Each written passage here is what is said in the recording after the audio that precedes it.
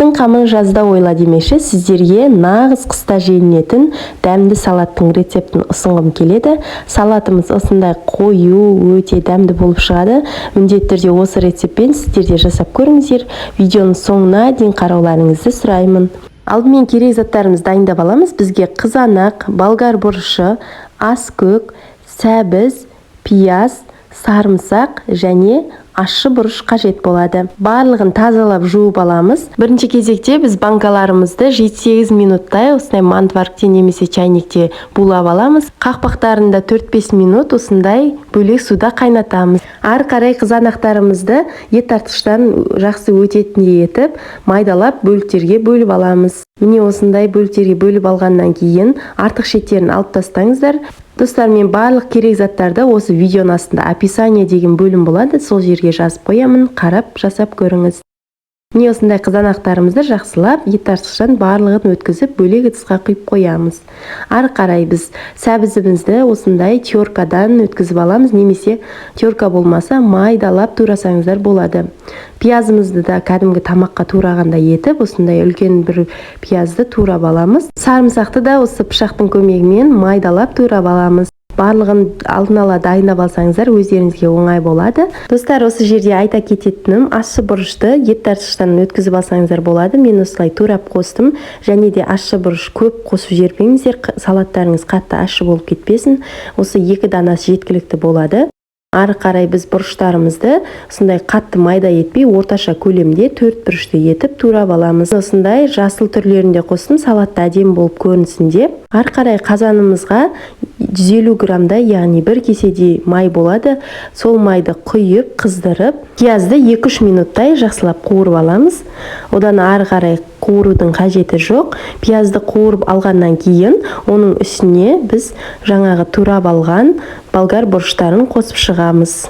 Болгар бұрышын осындай 4 бұрышты бөліктерге турап алыңыздар. Міне осылай араластырып шығамыз. Алдымен газ отымыз қатты жанып тұруы қажет. Болгар бұрышын 7-8 минуттай қуырып аламыз.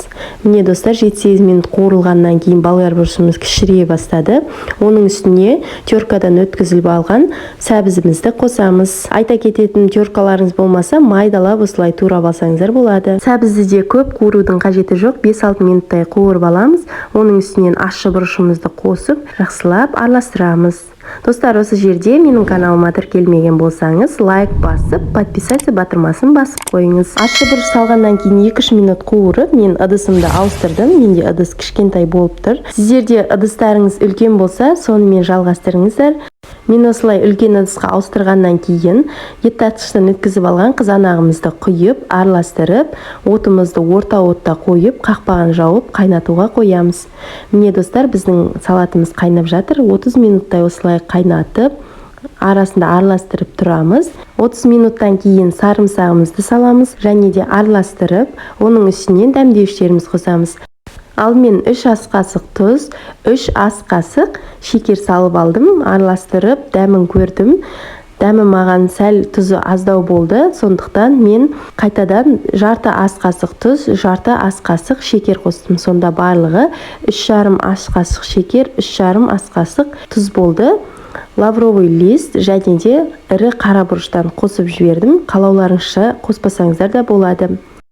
Одан ары қарай туралған аскөгімізді салып, араластырып, қақпағын қиялап жауып, тағы да бір 15 минуттай қайнауға қойып қоямыз. Міне достар, қақпағын осылай қойыңыздар. 15 минут міне қайнап шыққаннан кейін біздің салатымыз дайын болды. Осы жерде достар, дәмін көріп, болгар бұрышымыз бен сәбізіміз піскенін қараңыздар.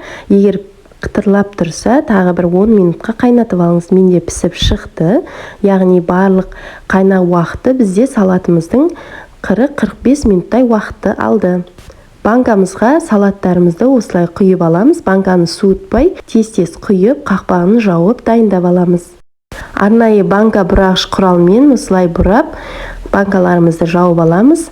Сіздерге жасап көруге кеңес етемін. Достар, қазақша контенттің дамуына, яғни қазақша YouTube каналдарының дамуына үлесіңізді қосып, осы каналды поделиться батырмасын басу арқылы достарыңызбен бөлісіп қойыңыздар. Сіздерге ұнады деген ойдамын. Каналыма жазылуды ұмытпаңыздар. Астарыңыз дәмді болсын.